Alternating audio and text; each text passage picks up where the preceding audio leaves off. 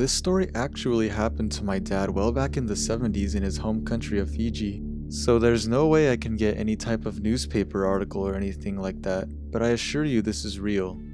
I have verified this story with my mom and my uncles and it is all legit.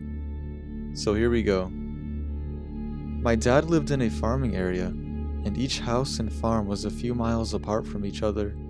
When my dad was about 14 years old, he was invited to a sleepover at his uncle's house. My dad liked this uncle, so he went over for the night. His uncle had a wife and 3 kids. Their ages were 3 and 4, and a baby that was like 6 months old.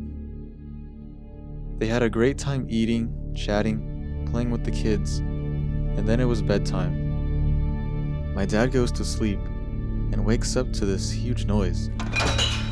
Then he hears screaming and something that sounded like a gunshot.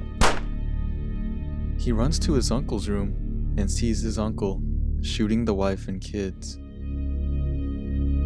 My dad freaks out and runs away.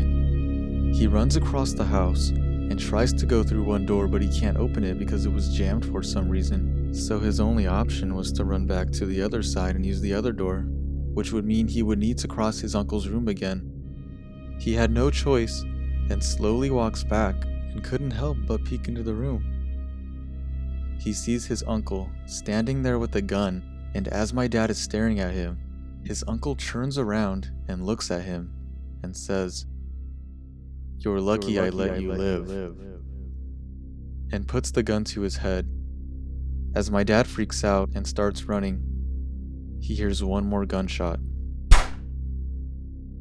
My dad runs out of the house and keeps running down the dirt road all the way back to his own house. Lucky his dad was still up with some friends drinking and playing cards. My dad basically collapses as he makes it to his front porch and tells everyone what happened. They call the police, and the police go to investigate and find everyone dead. A little while later, my dad finds out that his uncle had quite a few mental issues and was supposed to be taking medication for it, which he wasn't. That is the reason he went crazy that night. As you can imagine, my dad was traumatized for a long time after, and had nightmares of his uncle for a long time.